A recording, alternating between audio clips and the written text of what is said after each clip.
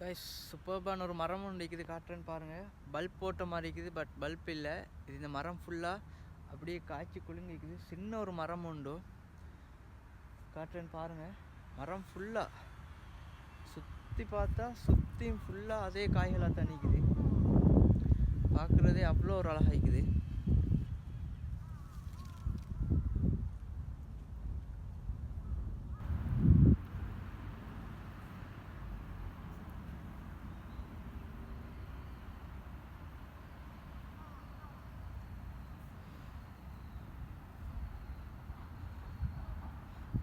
இது சாப்பிடக்கூடிய ஒரு வகையான காய் தான். நல்லா பழுத்திக்குது, இப்படியே சாப்பிடலாம், தோல் எதையும் முறிக்க தேவையில்லை.